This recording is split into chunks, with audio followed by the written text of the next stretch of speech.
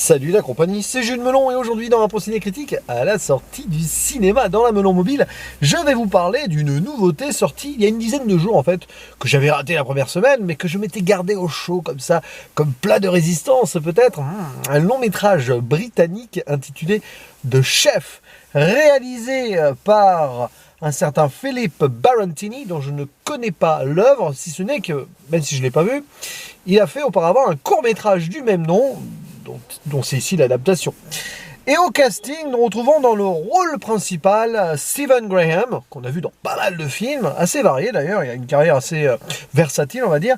À ses côtés, Vinette Robinson ou encore Jason Flemyng, citons aussi Ray Pathunky, qui est coproducteur du métrage. Bon voilà, il y a plein de gens là-dedans que je n'ai pratiquement jamais vu ailleurs, ou du moins vite fait dans les séries, mais pas fait gaffe.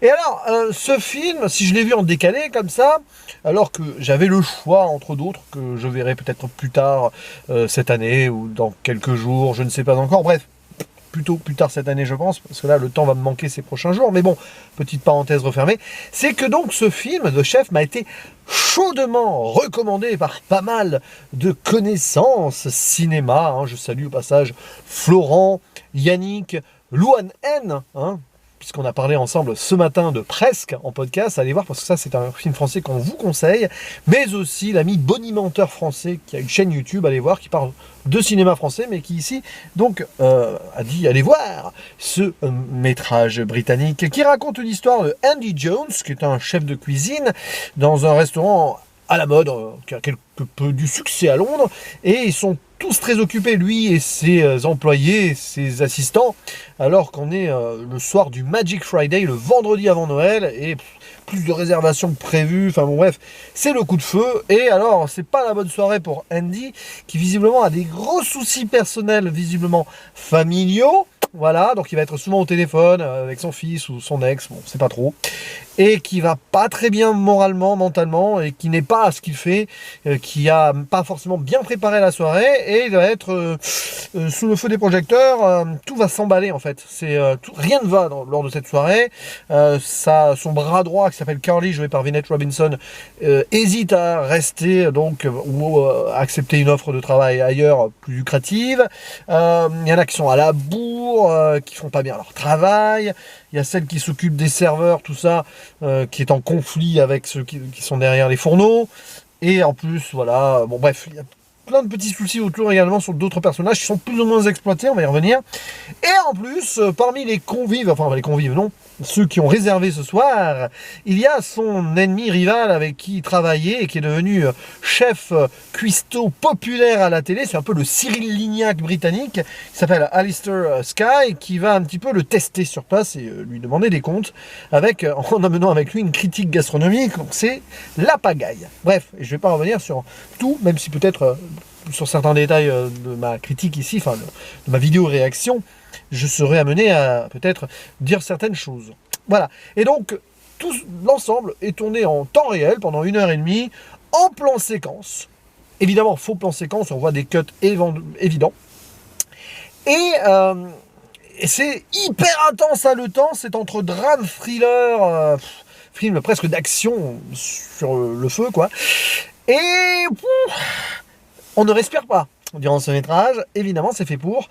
On est tenu en haleine de A à Z, et franchement, est-ce que ce film mérite cette réputation là qui m'a été faite de très grand film, petit chef-d'œuvre, petite pépite? La réponse est oui, mais il y a des petites choses qui vont faire que ça va me résister, contrairement à certains de mes collègues. Alors, je vais déjà passer là-dessus, parce que après je vais surtout dire du bien quand même, clairement. C'est que petit paradoxe, c'est limite trop court. La fin est ce qu'elle est, j'en dirai rien. Au moins, elle a le mérite de surprendre, de prendre à contre-pied, et quelque part, elle est presque logique, mais bon, voilà.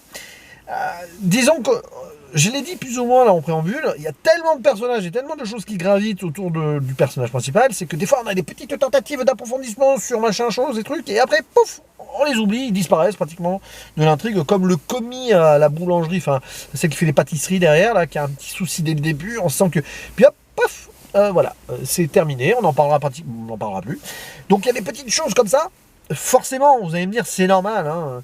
De toute façon, sinon le film, ça aurait été une série d'ailleurs. Bon, une série, ça n'aurait pas été en plan séquence. Il y aurait eu plusieurs épisodes de plan séquence de soirée comme ça, avec les développements des personnages. Ça pourrait être un beau concept d'ailleurs, s'il devait techniquement l'adapter autrement, parce qu'il avait fait un court métrage, un long métrage, pourquoi pas aussi adapter et continuer les choses sur ce plan-là, même si, bon, j'en dis pas plus.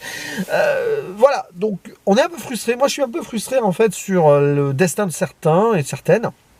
Mais alors évidemment sur le héros, on voit en fait à quel point notre cher chef Andy Jones est pris au piège dans cette soirée où il ne peut pas s'en sortir parce qu'il est là au travail et que plus ça va s'envenimer, que ce soit professionnellement là sur place, mais aussi pour sa vie personnelle. C'est lui en fait qui est mis sous le feu des projecteurs et ça fonctionne super bien. L'acteur, donc Stephen Graham, est extraordinaire. On voit ici un homme blessé aux abois qui essaye quand même de faire face, c'est tout, notamment face à son rival et puis autour. C'est horrible. On comprend très vite quand même que la situation est assez périlleuse pour lui sur plein de points. Voilà. Déjà, il arrive à l'arrache. Bon, il y en a d'autres qui arrivent plus tard, mais voilà, c'est autre chose. Donc, forcément, sur le plan centré sur lui, c'est terrible. C'est un peu cauchemar en cuisine, quoi. Et qu'est-ce que c'est violent psychologiquement comme métrage, parce que si tu regardes ce film en ayant mal au crâne ou en n'étant pas trop concentré, tu vas souffrir. Moi je vous avoue, j'étais un peu fatigué, une semaine elle a été telle qu'elle a été. Et à un certain moment, il faut s'accrocher parce que tu ne respires pas et forcément, comme tu es attaché à ce qui va lui arriver ou pas, ouais, tu ressors. C'est pas un film qui va te prendre par les sentiments, tu vas pas te détendre devant. Tu le dévores et tu ressors de là à basourdi pour plein de raisons.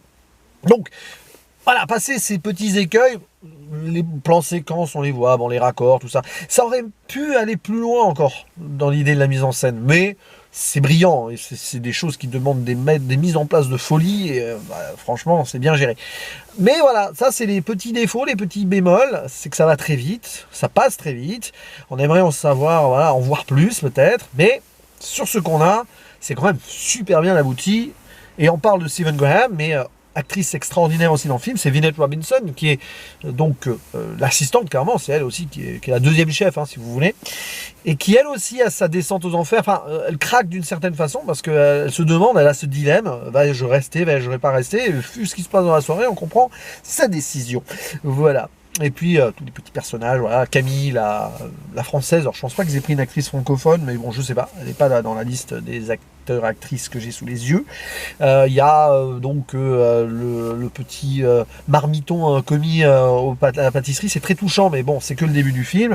Et les clients, l'autre qui est allergique aux noix, avec demande de mariage possible, les clients de la salle, de la table 7, je crois, qui sont horribles, le père notamment avec une serveuse noire, donc ça, critique sociale de certains Britanniques avec certaines minorités, on va dire, entre guillemets, qu'on gravite un petit peu dans la société londonienne quand même, donc le chef Cyril Lignac local qui est assez détestable quand même d'une certaine façon et qui fait le beau et tout, des Instagrammeurs qui sont là alors qu'ils commandent du steak frites dans un truc gastronomique juste pour faire des likes, on sait pas trop, c'est bon, là aussi, critique de la société moderne. Donc tu as plein de petites choses comme ça, ce qui est très intelligent, très bien, mais au final c'est juste survolé, c'est juste là pour, on va dire, colorer l'ensemble, mais ouais, c'est nécessaire cependant, puisque ici, donc j'imagine que c'est lui qui est aussi au scénario avec James Cummings, ils sont deux, donc Philip Barantini, le metteur en scène, et Mr. Cummings. Ils ont attaché donc certaine importance à des petits détails à droite, à gauche, voilà. Et voilà, ça permet de faire vivre l'ensemble et de le rendre assez original en cela, mais aussi, oui, réaliste. C'est ça le mot que je cherchais. Mais voilà, c'est un film à voir, parce qu'on n'en a pas souvent, des métrages comme cela, avec donc des comédiennes qui se donnent à fond. Pas facile à jouer tout ça, hein, parce qu'il faut être précis. Je pense qu'il y a eu plusieurs... Voilà, de toute façon, ça a dû être tourné en plusieurs jours quand même, en faux plan séquence. Ils ont dû garder les meilleurs plans, enfin... Vous savez comment ça fonctionne comme ça. Et mais franchement, belle surprise que ce film britannique. Alors, ça aurait été d'autant plus une belle surprise si j'en avais pas dit que c'était extraordinaire. Donc forcément, Ici, c'est pas que je suis déçu, c'est pas le cas, mais par rapport à ce que j'ai entendu, j'aurais presque imaginé aimer plus. Mais ça sera un très bon 7 sur 10, sinon je ne monterai pas à 8, et je vous conseille d'aller le voir. Voilà, j'ai fait un choix, hein, parce que j'aurais pu donc voir au moins 2 autres films à la place, mais je suis bien content quand même d'avoir vu The Chef. Et vous, lui avez-vous donné sa chance au cinéma? Sinon, pourquoi? Si oui, bah dites-nous ce que vous en pensez en commentaire. Je vous dis à la prochaine, ciao!